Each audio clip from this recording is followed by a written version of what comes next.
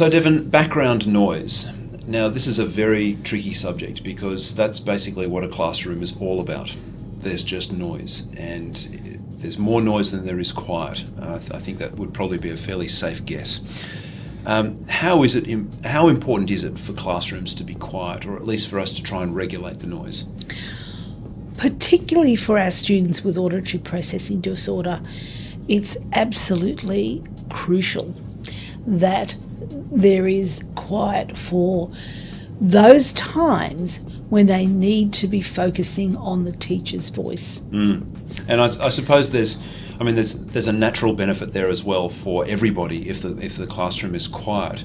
But I guess some people might argue that there's the multiple learning strategies, and some people just need to be active and noisy all the time. But I guess the importance of at least a regulated environment, particularly for auditory processing disorder sufferers, we really need to understand that there is a close link with learning.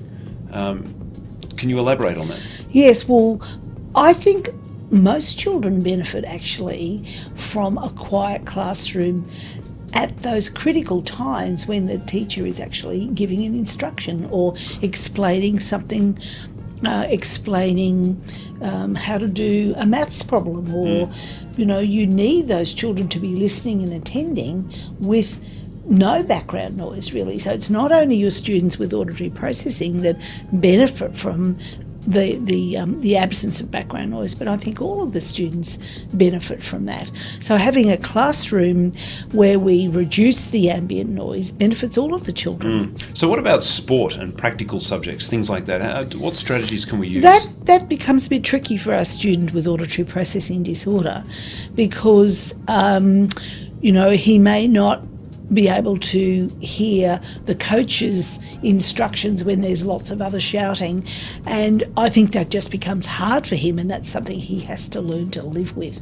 I think once we identify the problem and we actually can have our student take ownership of that problem, then we can say, well, look, we know you've got this problem when you're playing sport. You're just going to have to be more aware of, that you mightn't get the coach's instruction, but, you're going to find some strategies around that. So is it a case where we could look at that a little bit similar to, say, a student who really wants to play soccer, but they suffer from asthma and they need to learn to manage that, because we know now that people can actually play sport if they're asthma sufferers? Yes, I think it's very similar to that. Right, okay. But in our classroom situation, where it's crucial for learning, and if we know that background noise is really going to interfere with learning, that's the situation where we've really got to do something about that background noise, not only as I said before, not only for the benefit of our student with auditory processing, but for all the students, and also for the teacher,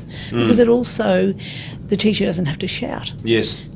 So let me just get a little bit philosophical here now. Do you think, just maybe, that with the busyness of time and that we just have lost a little bit of the connection between the importance of noise and hearing and the concept of learning?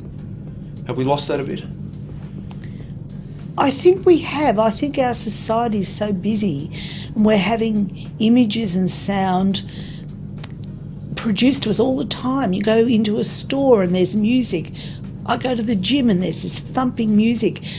I think we've lost the ability just to be quiet and to enjoy silence and to reflect and to go within. I'm being a bit philosophical here myself, but I think as a culture we've lost that ability to be quiet and to reflect and to enjoy silence. That silence, as they say, silence is golden, you know. And so I think our students, because they're always having stimuli imposed upon them, television, video games, they've lost that ability just to be quiet. Wow. And so they're not comfortable with silence. Yes. Yeah. And so we've almost got to relearn to enjoy silence and what we can do with that silence. So I'm not suggesting in the classroom we want to be silent, but I'm suggesting that we revisit the concept of not constantly being stimulated with noise, because it's not really good for our brains. Maybe it's a case where teachers aren't comfortable with the silence and they just feel that they have to keep talking. And if there is no noise, well, then they'll just fill it in with noise by talking, and by doing so, not actually realise that they're not allowing that situation of silence to happen where perhaps learning could be taking place. Absolutely. I think that's a great comment, that, you know, the teacher needs to be silent at times so the students can do their own thinking and their own working out in their head what needs to be done even without the teacher's voice there. Wow. Let's end this with some silence. Devon, thank you. My pleasure.